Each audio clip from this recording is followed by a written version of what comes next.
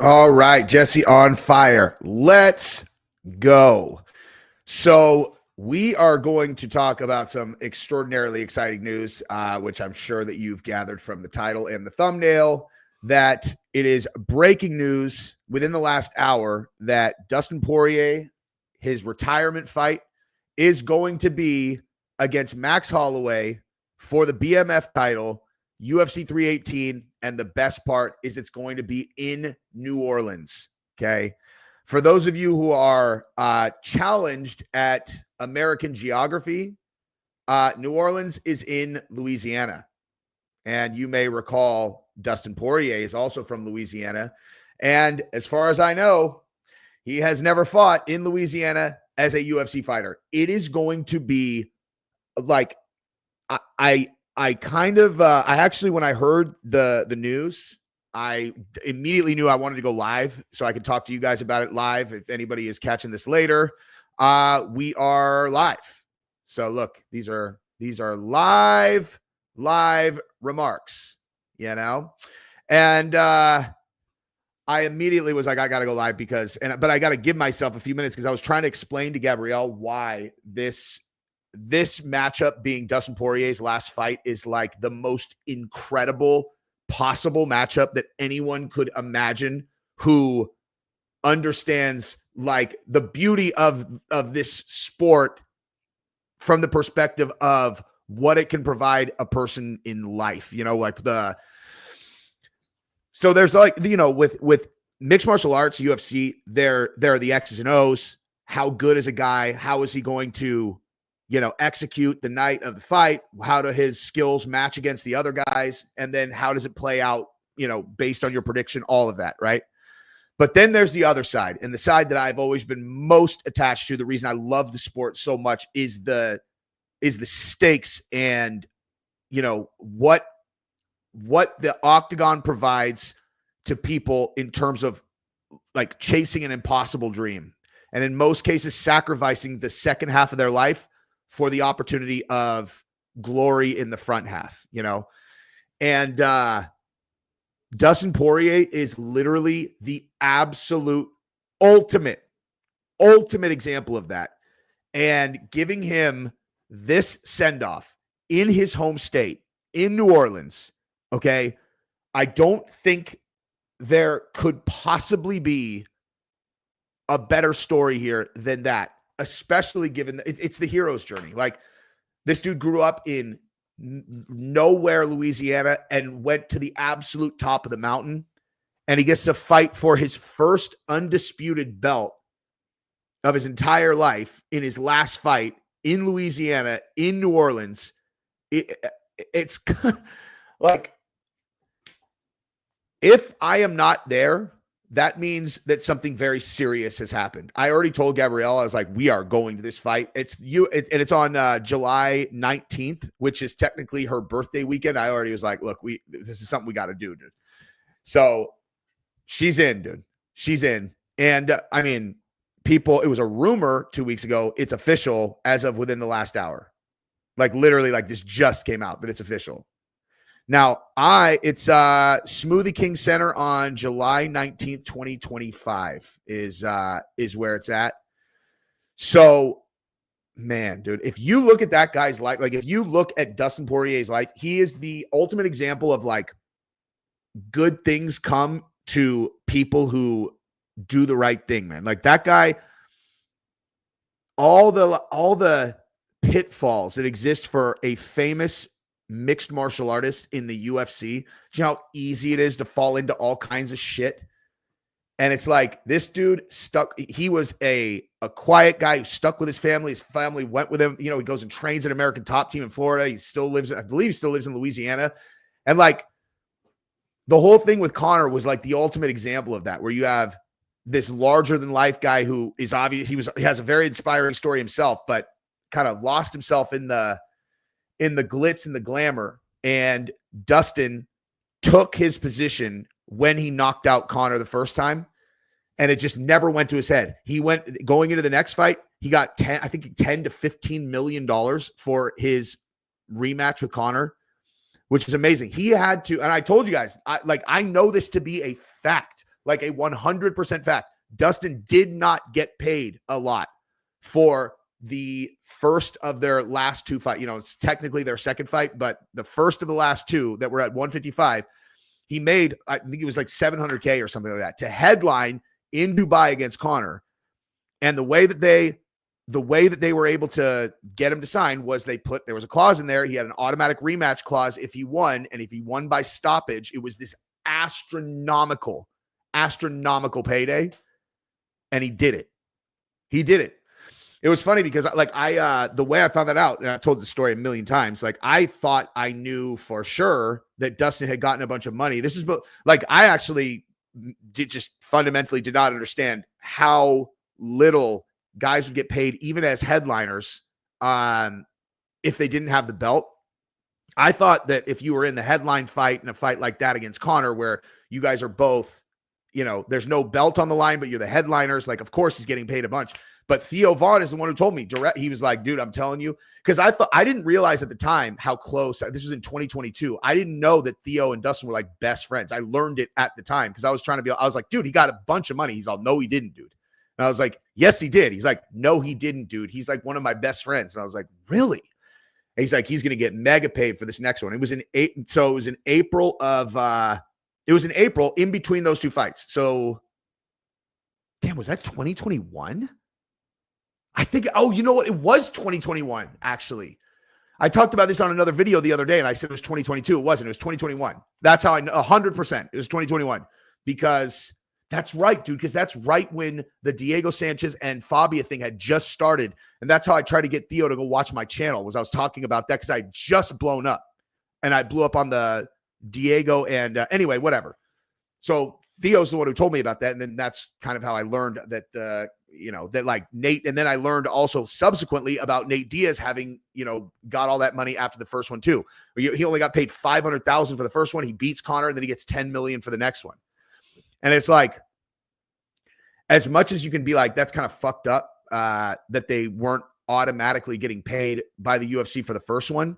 It just makes it so much better that the way that they got that enormous payday was they had to win by stoppage. Like they had to beat Conor by stoppage. In both cases, the UFC thought that, like, they put that in there as this carrot that they thought was impossible. They thought it was impossible. All these guys that are retiring soon should fight younger guys instead of doing the round robin against themselves. They're just scared to lose. Okay, that is okay. No offense, my dude. I appreciate you contributing to the live stream, but in this current case, this is not a comment that makes any sense whatsoever. Okay. First of all, it's Dustin's last fight. This is his retirement fight. And I don't know which young guy you think he should fight because he already took on the French dude who had run through everyone, right? At the time, that guy had run over everyone. And Dustin, hang on, I'll show you exact. So this doesn't apply to Dustin at all. Like not even, he's like the last person. Benoit Saint Denis, yeah. So, whoops. Yeah. So Dustin lost to Charles, then beats Michael Chandler, then got head kicked by Justin Gaethje, and then to get back in the mix, he fights Benoit Saint Denis and knocked him out before he fought in that incredible fight against Islam Makhachev. Okay. And going into that fight, Benoit was on look at this. So Benoit Saint Denis lost his first fight coming into UFC on short notice, but it was such an incredible fight that they put him right back on. So this was like his actual first UFC fight. And look at this. 1, 2, 3, 4, 5 fight win streak, all stoppages going into the Poirier fight. Okay. Now he's 29 now. So against Poirier, which was a year ago, he was 28. So that is the definition of doing exactly what you're saying that these guys do not do. And also, Max is not old. Max is just not old. Okay. Max is 33, I believe. 33 years old.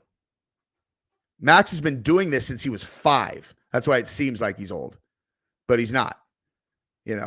It's crazy. Like what's really crazy about Max Holloway is I love doing this because when especially when I know that people's interpretation, by the way, just in case people are just coming on, this is what I was responding to. He said, all these guys that are retiring soon should fight younger guys instead of doing so round robin against themselves. They are just scared to lose. There's another point that I'm going to make about that. So I'm going to leave that up to remind myself. Okay. So here's the other thing. Okay. Like does the idea that Max Holloway is like on the way out. I totally understand why people would think that, because you're just on autopilot that you're like, oh man, I've been watching this guy fight forever. And I remember him losing a bunch of fights. And it's like, okay, so let me put that into perspective for you. Okay. So here is the reality of Max Holloway's career. I love doing this one in particular because this is like the number one thing. Max Holloway has the most misinterpreted career of anyone in the UFC, like as of this moment right now. Okay. So he gets in the UFC, right? So he loses to Conor McGregor. And he loses 2 straight fights at the very beginning of his career, okay? This is 12 years ago. He's currently 33, okay? Do that math. So he's like 20, 21. Then he goes on a 1, 2, 3, 4, 5, 6, 7, 8, 9, 10, 11. This is where he wins the title. 12, 13 fight win streak, okay? A 13 fight win streak, okay? And those included Charles Oliveira, Cub Swanson, Cole Miller, Andre Fili, Anthony Pettis, when he's still very good, Jose Aldo, Brian Ortega. It's a fucking who's who of the featherweight division, and he runs through all those guys. Then he moves up to lightweight on super short notice for the Dustin Poirier fight and loses a very close decision. If you've never watched the first Poirier and Max Holloway fight, it is bananas. This is the one where these fights kept falling out, and then he ended up, it was supposed to be like, I think this was supposed to be Ferguson against Khabib originally. And then they lost one guy, then they lost the other guy, and they lost the other guy, and they ended up with the Max Holloway and Dustin Poirier for the interim championship. It was an absolute clusterfuck, but it was an incredible fight. He loses by decision, goes back down to 145, and then beats Frankie Edgar, okay? Then he loses these 2 to Volkanovski, and anybody who has watched those 2 fights, the first 2 Volkanovski fights, if you said that he won both those fights, no smart person would argue with you. They were razor close. And if you're a real student of the sport, then we can discuss exactly what actually happened there, which was, okay, Max Holloway's staple style back then, okay, his staple style back then was he would go easy for the first 2.5 rounds. He was exactly like, his style was just like Peter Yan's. Okay. He would go 60, 70% for the first half of the fight. And then as his opponent would start to wilt, he would turn it up. Okay. And he murked guys like that, just like Peter Yan. Okay. So his style was just like that. Now, in the first Alexander Volkanovski fight, he learned this is the first guy who did not wilt later in the fight. Okay. And so I predicted this too. I remember this specifically. I was like, when in this rematch, he's going to switch his style up and he's going to go all out at the very beginning for the first time. It's going to be really interesting to see how that goes. And that's exactly what Max Holloway did. He ended up knocking Volkanovski down in the second. And then what ended up happening, because this is when, so July 11th, 2020, if we went all the way back, this is like, I had started this channel April of 2020. So if we really wanted to go back there, and I guarantee you I could find myself saying that that's what he was going to do. And that's what he did. He knocked him down the second, and then Volkanovski edged out the last 3 rounds, and he won a split decision, both razor close fights. So you have this fight right here that's a loss, that's at 155, and then you have these 2 that are absolutely razor close decisions. Then he beats the shit out of Calvin Kattar. Then he wins an incredible fight against Yair Rodriguez, and then he gets his ass kicked by Volkanovski right here. This is the first real loss of his since 2014. So you're talking about an 8-year run before he really got beat, okay? And that's in July of 2022. And then he goes bang, bang, bang, win, win, win, okay? He beats Arnold Allen, very tough opponent. He destroys Korean Zombie. Then he has the most heroic and incredible knockout ever at UFC 300. And then he gets starched by Ilya, okay? Like, his career is insanely awesome and incredible, and he's in no way on the decline in my opinion. Like I have seen no indication of his decline. Like we saw him just absolutely piece Justin Poirier up, or I'm sorry, Justin Gaethje up a year ago. Okay. He got knocked out since then for the very first time of his entire career. But there you go, dude. Okay. That's Max Holloway right there. Okay. Now, the reason that I kept this up this whole time is because I wanted to respond to the other part of that conversation, which was this. Okay. When you say that like the old guys should fight young guys on their way out, that is exactly what happens under normal circumstances when the guys who are older are clearly on their way out, okay? Except if they are choosing to go out like Dustin Poirier. That's a completely different thing, okay? Dustin Poirier is going out like a hero where he's like, why? I don't have any reason to keep doing this, you know? And so they're giving him the exit of the millennia, okay? Like you could, I'm going to talk about that in a second. I want to talk about what it's going to be like in that stadium, because I've probably been to more UFC shows than most people that are not employed by ESPN or a UFC fighter or coach. You know, like I mean, I've been to a lot of events. I've probably been to, I mean, I don't know, certainly well over 10. I've probably been to 15 UFC fights in my life, something like that. That would be like the over-unders, 15 events. That's a lot. I've seen a lot of UFC events. And so I could tell you exactly what it's going to be like when Dustin Poirier comes in and during that fight. And then if he wins, how it's going to be afterwards. It's going to be like, anyway, but when it comes to guys being older and fighting younger guys on their way out, okay, this comes down to, this is like one of those examples of why the UFC is the single greatest fight promotion of all time. Okay. So all of it comes back to the betterment or the, you know, maximizing the value of each guy for the show in service of the show. Okay. So if someone is on their way out and, you know, they have a decently good name, but they only have a couple fights left. I'll give you a perfect example. This is no offense to him because he's one of my favorite guys in the world, but like Gilbert Burns right now at age 38, the matchups that they give him are like, okay, if he wins, you know, he's going to fight against younger up and coming guys. If he wins, then he's still in the mix. But if he loses, then he gives that hype over to the younger guy so that the younger guy is much more well known. Any younger guy that you see matched up against a big name dude who's on like a 2-fight losing streak, you know, that's who the UFC has their eye on to be kind of like the next like name that they can market the fights around. You know, like they have high hopes for those guys. You will never see an older guy who has a big name fighting against a complete and total fucking no name that the UFC is not super hyped on. They have to transfer that hype to someone else, right? Like, and to understand that concept, all you have to do again is look at the biggest stars in the lightweight division, okay? Or ones that, like, think about this. Take Conor McGregor out of it. Who are the biggest stars at 155? Okay. Number 1, Khabib. Number 2, Nate Diaz. Number 3, Dustin Poirier. And I'm not saying that's in any single order, right? But you got those 3 guys, right? And then you got Justin Gaethje, but Justin Gaethje on his own is, I mean, come on, dude. He's like the most exciting fighter ever. Michael Chandler, same thing, most exciting guy. But like, when you look at the height, and then Islam Makhachev, same thing, but his comes from Khabib, also Charles Oliveira, whatever. But Dustin, okay, Khabib, and Nate Diaz are the top 3 for sure in terms of popularity. And what all 3 of them have in common is they got to that stage when they beat Conor. Okay, so they took it from Conor. That is how this works. You transfer hype from one person to another. George Masvidal went from a guy everybody knew to an absolute megalomaniac star in 2 fights. He starches Darren Till in the UK. Okay. Darren Till had a ton of hype. He starches him in the UK, and then boom, Ben Askren, huge hype on Ben Askren, undefeated, yada, yada. And then has that knockout, has the moment, and it just catapults him into the stratosphere. Okay. So that's normally how guys' careers end, is like that.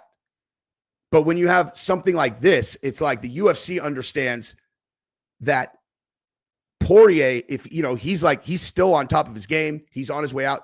they are going to give Poirier and they're going to give the fans this moment that is going to be like so iconic and so incredible to get and give him the opportunity to fight for BMF in Louisiana.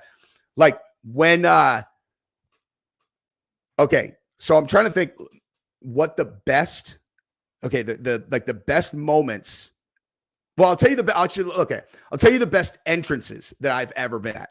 Okay, because I mean, there are some that like they put my hair on end when I think about them. Okay, so I think so Pereira's entrance at UFC 300 was like obviously insane. Not the number one that I've ever been at, but like unreal. It was unreal.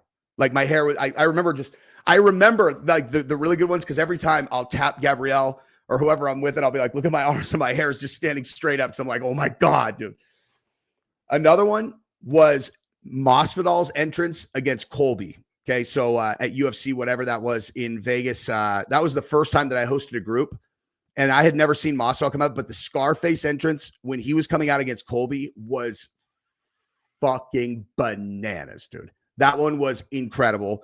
Nate Diaz entrance against Jake Paul was insane. And anybody who was at any of these, verify in the, tell me in the comments, dude. If anybody was at any of these ones that I'm talking about, tell me, or just say that one wasn't that good, or if you were there, just be like, dude. But Nate Diaz at the Jake Paul one was so fun, dude, because Jake Paul is incredible at so I've said this before, and I will just keep reiterating it. One of the reasons I have so much respect for that guy is because most people say they don't give a shit when people boo them. Or, they're like, they don't care. They're like, I don't care when people boo, whatever.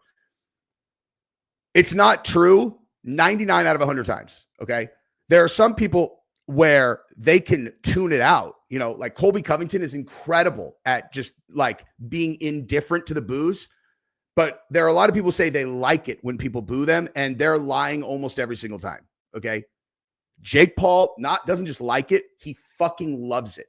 Like if he can get the entire crowd cheering F Jake Paul, he loves it. Okay. I didn't realize that until that fight, and they had him up on the Jumbotron when the whole place was cheering, fuck Jake Paul, the entire stadium at his event. And his face was just pure elation, dude. Absolutely pure elation. What's up, Chi-Town? So this is a great question. What are the price for UFC cheap tickets? I've never gone. Okay, that is a great question. And we're going to actually find that out together right now. So, okay, it completely depends on the event. All right. Because obviously, if you go to if you go to like, UFC fight night in San Antonio, right? And it's Chito Vera against Sandhagen. We went to that. The tickets are not very expensive. I think that was the least expensive like stadium show that I've gone to. And then like UFC 300 is a completely different universe. Or obviously the oh my God, what's the name of the where they do all the oh my God. Like it was UFC Noche in the Dome. What the fuck is that called? You guys know what I'm talking about.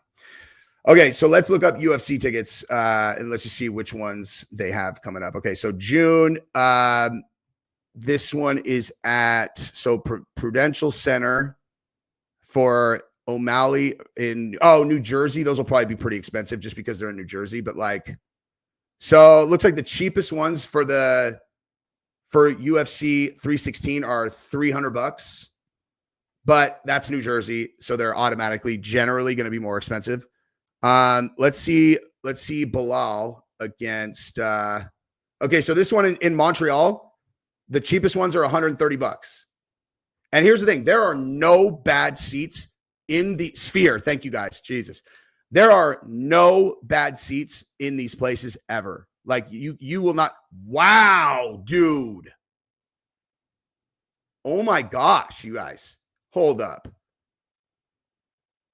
$300 for the lower section. $650 for $430 for floor seats? Oh my God. In row F, 900. In row N, 400. Okay, hang on. We're looking at this real quick because anybody who is in Canada, if you don't go to the show and you have just a little bit of money to spend, you're fucking crazy. Let's see like what the closest seats are and what those are. Okay, so F. Okay, row D, row B. Okay, so if you want to be in the second row, they're 3 G's each on StubHub. Man, those are ridiculously good deals. Let's see what the like. Okay, I'll show you what I always do. I know this is, just bear with me, you guys. I know this is probably boring, but like, so here's exactly what I always do. Is when I look, I filter and I say features right here, and I go front row of section. Wait, what? Why is it saying no? Oh, okay, here we go. Okay, so look at this, dude. Okay, so these right here, these are damn near actually, these are the exact tickets that I have had for UFC 300 and the last UFC that I just went to, which I can't remember what number it was, but whatever, was the front row of this section. You can get those right here for $500. 523 with fees, they'll be 600. Like, I know I'm not like trying to be flippant. I know $600 is a lot of money for a ticket, but to sit in those seats for a numbered UFC is ridiculous. Like, those seats are bananas good. Like, really, really, really, really good. If you're in Canada, like, seriously, you should do it. Now, here's the other thing, okay? These ones for 300, the front rows seats of these sections right here or up here are amazing. They're really good because you see right over the top of the cage. You see right over the top of the cage. I would assume that the they're not on sale yet for 318. Let me just double check because I am going to UFC 318. Oh my God. How is this even possible? They're already selling tickets. Okay, so for 318 for Poiriers, they are pricey. These, I'm guessing, will come down because the UFC doesn't have them on sale yet. So I think these are like people who are kind of gambling that. I actually don't really know how it works. I know that you can buy tickets on StubHub beforehand, but like a lot of times you'll end up paying more. I mean, like, let's see. So these are, see, they don't even tell you what row they're in. $1,800 each, and you don't even know what row they're in. $3,000 each. You have no idea what row they're in. This one, I mean, so these are actually not on sale yet. Let's just disregard that. But yeah, so sorry, that was like a long answer, but I love looking at that stuff. And I'm gonna look at some others. I wonder if I'm trying to think of what other ones, like, let's see what T-Mobile. I'm sorry, now I'm hooked looking. Let's see what the T-Mobile 317 would be, which is fight week. Boop, front row of section. Whew. Yeah. A little more pricey. So the front row of the upper deck is going to be $920. Now, again, I don't know if these are actually on sale yet. I'm not sure if 317 are actually on sale yet. Yeah. Okay, cool. Yeah, I'm sure that's true. Listen, I'm telling you, Corey Peterson and anyone else, this fight. Okay, so getting back to the point that I was making. All right, so my list of the best entrances are Nick Diaz for Jake Paul, Masvidal for his fight against Colby. You would think Masvidal, when he was in Miami against Gilbert Burns, would have been a bigger entrance, but it wasn't. The one against Colby in Vegas was better. And the Pereira one, I am forgetting one. I know I'm forgetting one that is like ridiculous bananas. I think Israel Adesanya, when he came in to fight against Poatan in Miami, the one where he knocked him out, was insanity. That one was incredible. And but anyway, point being though, is when Poirier comes into that place, okay, he'll come out first actually because it's a title fight and Holloway has the BMF belt. But when he comes in, like, I honestly, like, I can't even explain to you what that is going to be like. It is going to be the loudest, most absolutely insane crowd. They're going to go insane. We are going to go insane. It's going to be insane. And that fight. So the other thing that is most incredible about being there live is when you have a fight that like delivers all the way, where like or a back and forth banger, you know, like the ones that you think of as like the most incredible back and forth bangers ever. Those fights live are indescribable, dude. Like, are fucking indescribable live. The best one ever, I've probably said this on the channel 100 times, but the best one ever that I've been at was Hamzat versus Gilbert Burns in Jacksonville at UFC 273. Like that one, I mean, that was one of the first few events that like when I got on a streak of going a lot. I think that was like the fourth one, because I went to UFC 270, UFC 271, UFC 272, and UFC 273.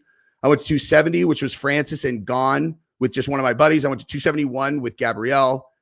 I had floor seats for 270. I sat in the front of the lower section at 271. 272, we were in the lower section. We were like 10 rows up in T-Mobile for Masvidal against Colby. And then 273, we had front row of the lower section, right where the guys were coming out.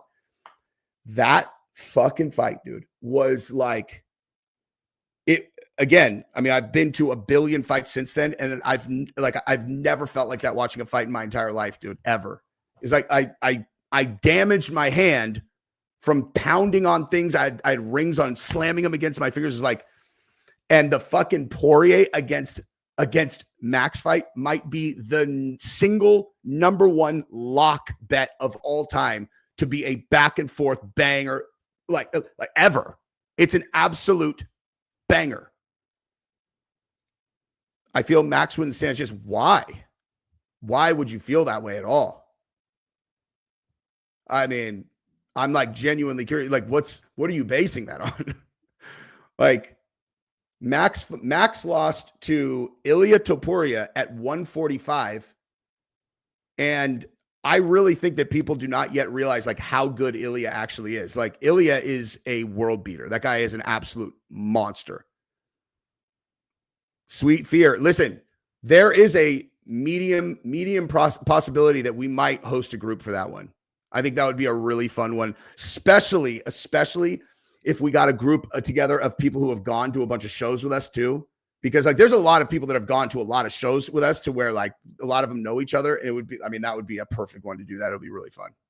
But I will let you guys know, because obviously the price of tickets matters. Because if the tickets are too expensive, it's really hard to host a group. In New Jersey, is that Corey? Is that the fight where that's the Islam fight, right? I'm pretty sure that was the Islam fight, and that fight was bananas good. Bananas good. Well, thank you, Ray.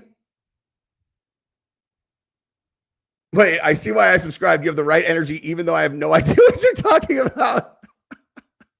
That's so funny, dude, because I think about that sometimes, because my channel's so diverse now that like, I mean, a bunch of new people who are with my channel have no idea that like up until July of last year, I mean, 75% of my content was all UFC. But then also like adjacent stories, like anything having to do with Joe Rogan, and then like, you know, Jake Paul, you know, or not just UFC, but anything combat sports. But yeah. Wait, it will be a good fight, but not the best in UFC history. I mean, I don't know how anybody would predict the best fight in UFC history. What I'm talking about might be what I'm saying might be the greatest in UFC history is like the energy in that place when Dustin comes out, because it's all hometown people. Like, he's from Louisiana, right? The vast majority of people in that stadium will be Louisiana UFC fans, where Dustin is their absolute favorite fighter of all time. And everyone loves Dustin Poirier. Okay. Everyone loves. That's the other thing that I can tell you from having been there is like, so just to like, how can a trilogy, how can a trilogy where one fighter is 2-0 be the greatest fight in UFC history? Did you watch their last fight?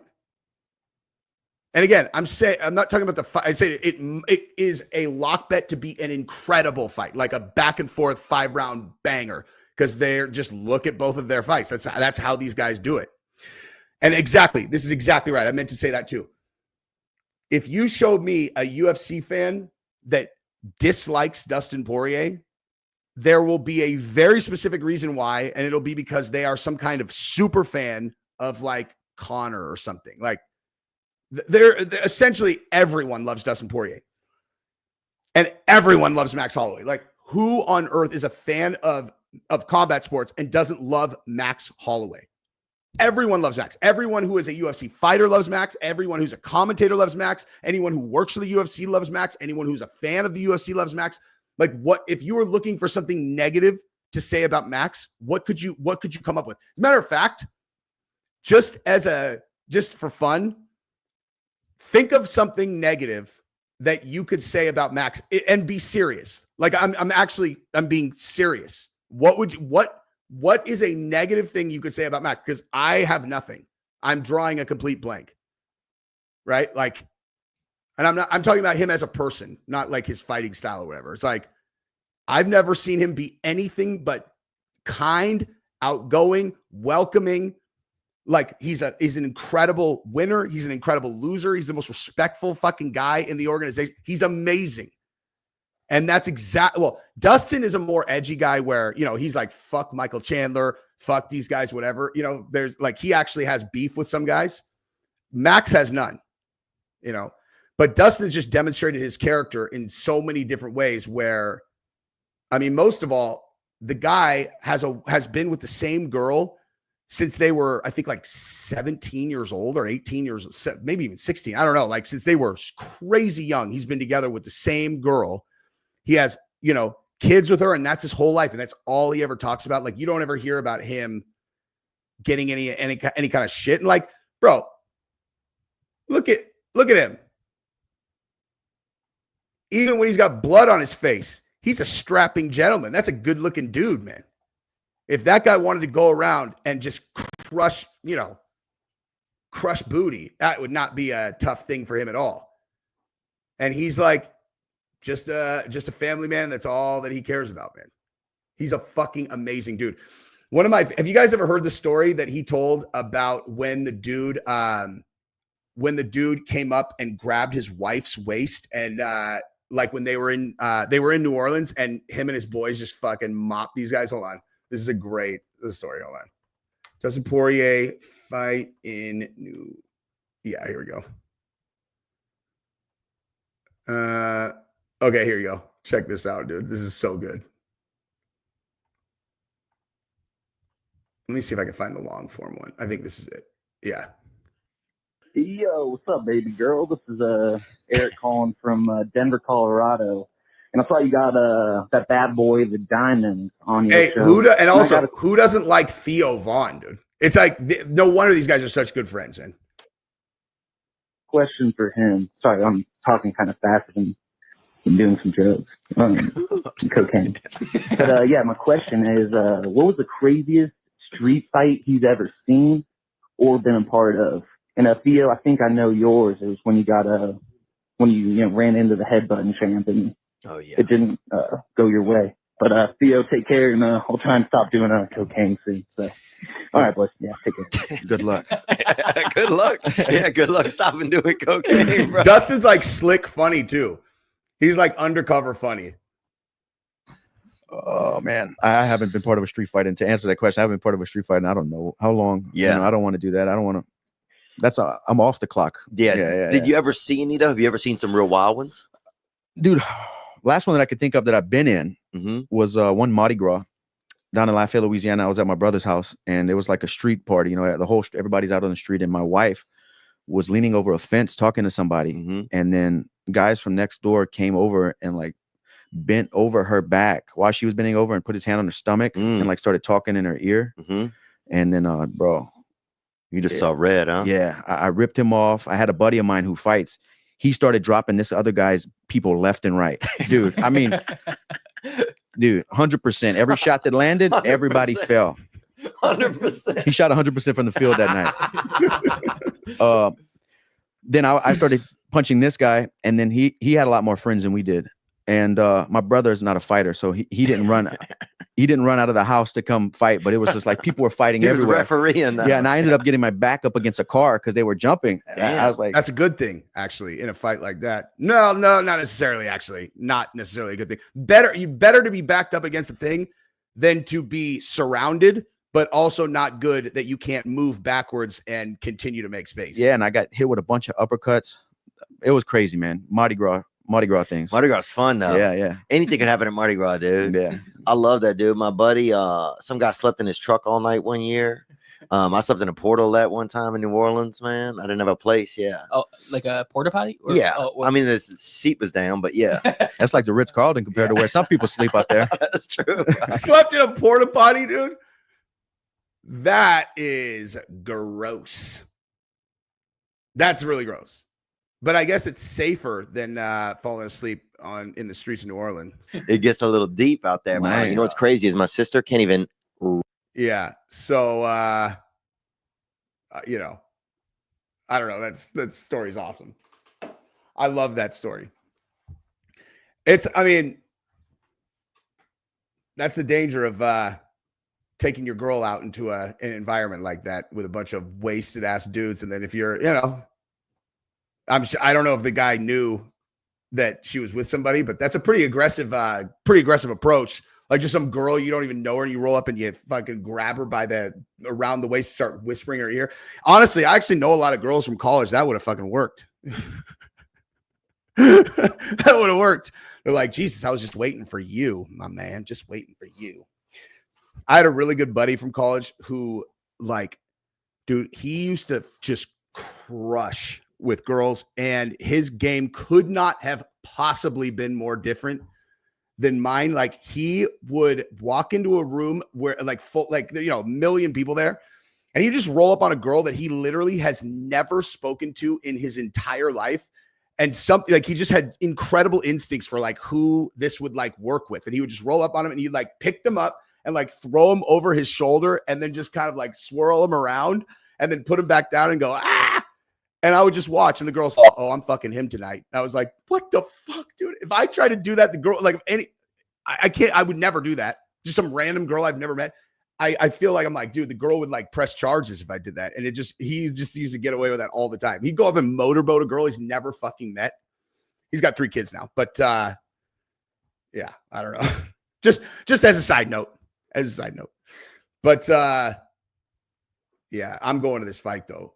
Bet your life on that. Okay. So here's another thing I wanted to do. So I know most of you guys are probably aware that Prize Picks is a sponsor of this channel. And that is one of the reasons that I am able to, keep doing this full time and put out as much content as I do. So I am extraordinarily grateful to these guys. And so the way we're going to talk about this event that's going on this weekend is I'm going to make some picks, dude.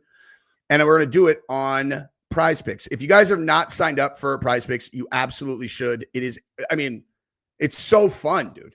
First of all, you get a free $50 when you sign up. There's a link in the description. It's the first link. If you sign up for the first time and you make I think you make a deposit of $10.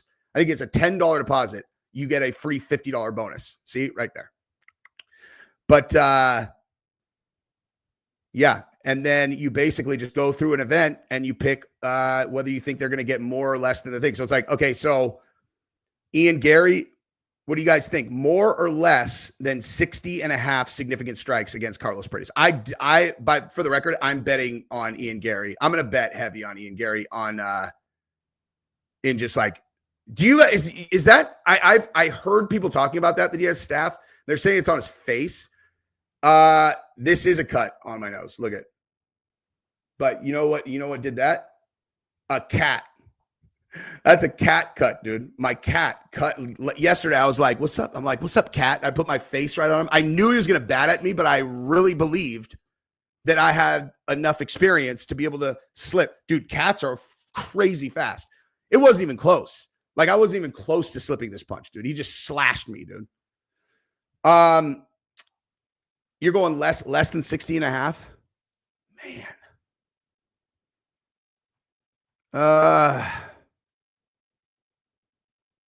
Man, I don't know. I mean, I think Ian's going to win.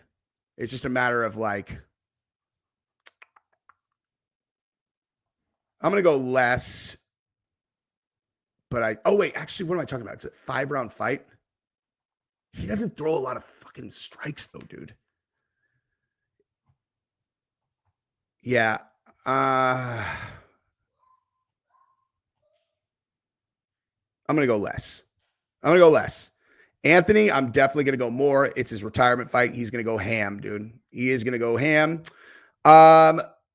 Let's see. Michel Pereira, I am definitely going more. I think he's going to win, and I think he is going to win handily. And I think that this dude is pretty goddamn tough. I think he's going to be able to absorb a little more punishment than you would think. I'm going to pick one more, and then we're going to bet. I don't know. What do you guys think? Who's actually, you know what? I'm going to go less on Paredes, and then that is what we're going to do. All right. So if I get all those right, it's 10-1.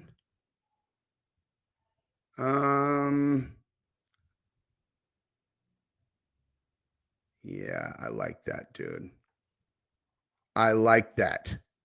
I will auto accept those projection changes. Okay, boom. Oh, I'm not allowed to do both Paredes and Ian Gary. All right, so I will pull Paredes off, and bam. All right, that's what's up, dude. That's what's up. Okay, so now let's talk about that fight card, though. So with Anthony, I don't think that they would do a matchup that they thought he was going to like they're not trying to send him out on a loss. Like Anthony's like in the family. You know what I mean? Like that guy is but Jesus, they gave him a fucking monster in his last fight. This dude is this guy has not lost in a very long time. His last loss was in 2019. He's got 3 wins, all of them by knockout, all in the first round. Man, that's a fucking mean match. Why would they give him that matchup on his last fight?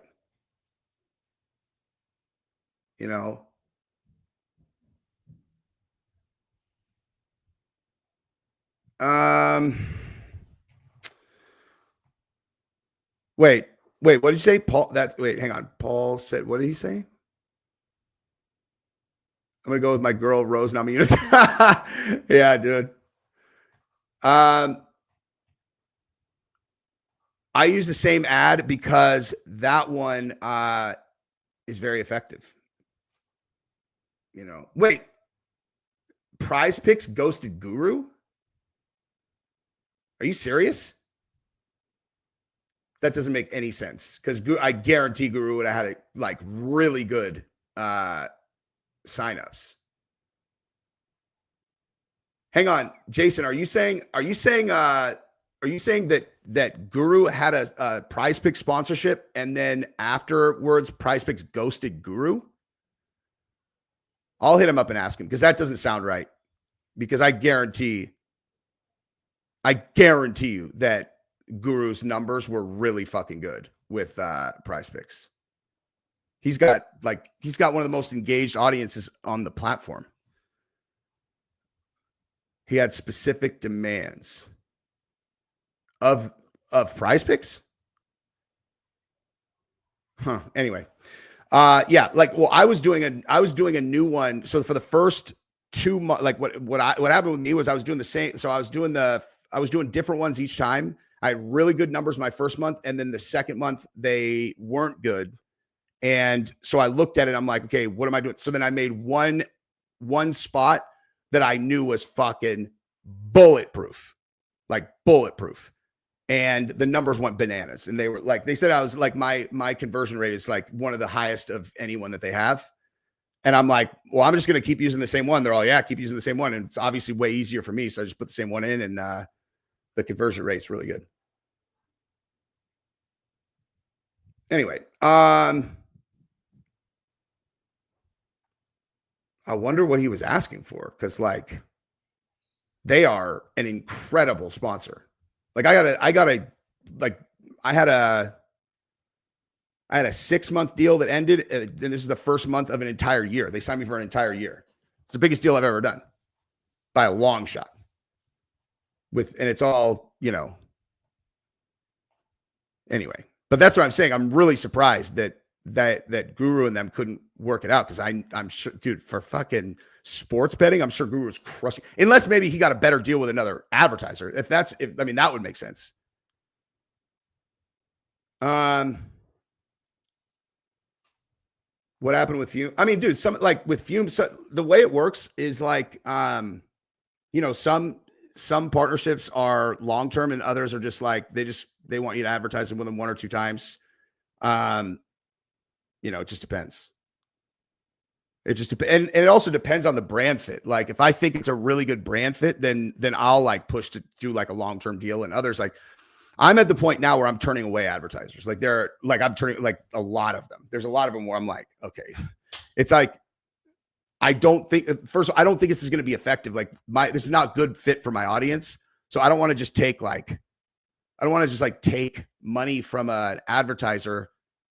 And I know they're expecting like, X results. And I'm like, they're not going to get that, because it's just not, I don't know. It's just a weird brand fit. I won't say anybody by name. Fume is not who I'm talking about, but there's like a couple others where I was like, why do they want to advertise with me, dude? That's not going to be a good fit at all. No, Sheath is awesome. Dude, Sheath was a staple for Jesus. Sheath has been with me for almost 3 years or something like that. Sheath is fucking awesome. And then Yo Kratom I've had for 3 years. Exact same thing every month. But that's why I have to turn everybody away. So I got, like, I don't know. I'm supposed to do like on just purely on deals that are locked in 100% every single month. Actually, well, anyway, it doesn't matter.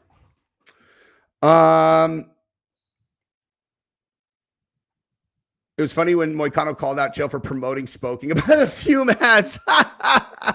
That's funny, dude. That's fucking hilarious. Fume is the opposite of smoking. Fume is a device where you're definitely not smoking anything. No, I will never promote that stuff. I didn't understand what it was. The only reason I ever bring that stuff up is to warn people that you will get strung out on that shit. 7-hydroxy is very much like, I got a good buddy who owns a company with that, and good for him. You know what I mean? Like fucking, I got no issue with it, but I won't promote it because I've talked way too much on my channel about like, especially opioid addiction and all that. And I really like, when I talk about Kratom, like Kratom in the way I've used it and the way that a lot of people use it is like used to keep people off of opioids.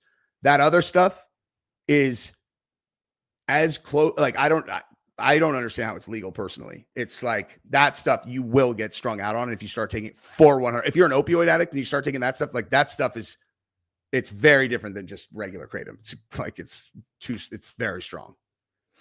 The only reason I even knew what it was is because that dude, when I tried it, I was like, man, this shit is like, this shit's the bomb. And then I figured out, I was like, oh, okay, that's why. I heard about the judge that got arrested. Yeah, I did hear about that. Yeah, the bulk one, you go to Yo Kratom.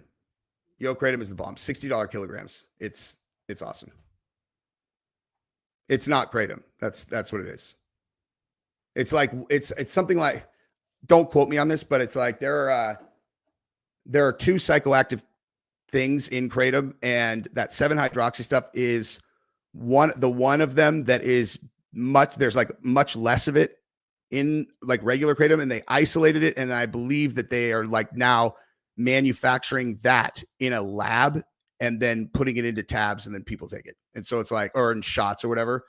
So it's like really strong, and it's very, very different. It's like, and you will listen, I cannot stress this enough. If you have a problem with opioid addiction, you should stay 100 miles from that shit.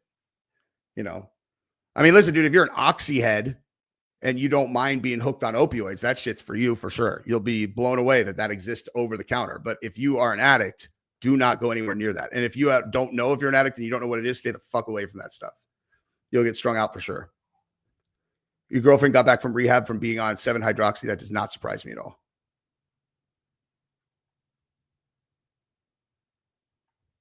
Yep. I knew it, dude. I knew it. I mean, listen, I don't have any problem with people I don't have any issue with people doing anything, honestly. Like if someone tells me that like they take 30 oxys a day and that's what makes them happy, I'm like, awesome. Like I really don't care at all. I don't judge anybody about anything. Someone's like, well, I personally like to mix blow and H. The only thing I would say to them is I'd be like, dude, be careful. Like people can live however they want. If people can do that, keep their life together, or if they don't care that their life falls apart, I'm not judging anybody. I'm just saying I would never promote a thing to people, like a thing like that to people where they thought that I was promoting something that was safe and they definitely wouldn't get hooked up. You know what I mean? Like it's just like I basically just look at it for me. If I started taking that stuff consistently and I started kind of going, oh, now I'm going to take 2 a day. Now I'm going to take 3. Like I would get strung out on that stuff in a heartbeat, like fast. So I'm not going to promote that stuff to people. I mean, listen, dude, I had a supplement company. We stopped operating maybe a couple years, like 2 years ago. And honestly, the reason I never promoted it on the channel and the reason why I never really went too heavy into it is because I realized how addictive it was. I didn't realize how addictive it was when we started the company, because I don't get okay. So benzos, they're not for me. I could take Xanax every day for a year. And then the day that, if someone was making me take it, and then the day after that, if they're like, okay, you don't have to take this anymore, I would just stop. Like, I don't like that kind of thing. So I don't take it. And it was kind of in that family. So I just didn't recognize that people could get strung out on it. And so I found out, that because there were a couple customers that we had that were ordering so much. I'm like, what the fuck is going on? Why are these people ordering so much? And then I started doing more research. I was like, oh my God, people get really strung out on this shit. And so I just basically took a big step back from that entire project, because I'm not trying to, I don't know. I'm just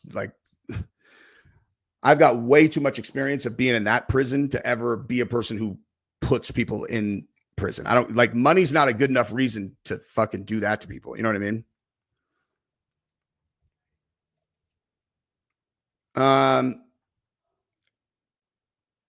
What about to get someone off detox with it? It's funny. I literally just talked to one of my friends about this.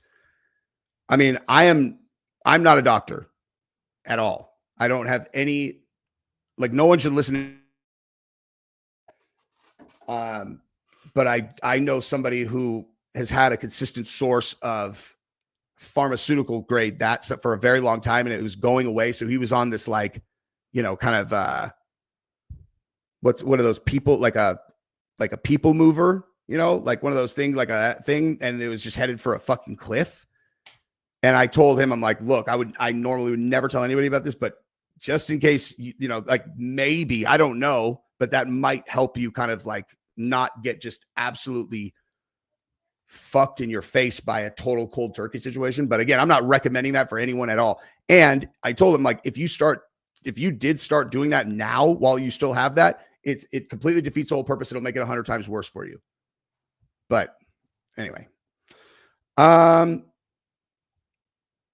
right. Well, I just went over my allotted time, but I love you guys. Subscribe to the channel if you haven't yet. I am very excited for this fight, and I'm glad everybody hung out. Oh, sorry. I just saw this right now. Hillbilly Heaven, thank you for the super chat like a half an hour ago. You're the man.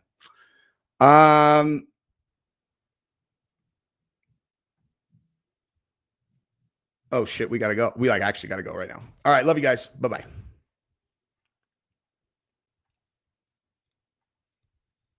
I can't talk about my ibogaine experience without it being like a much longer thing. But ibogaine worked. Love you guys. Bye-bye.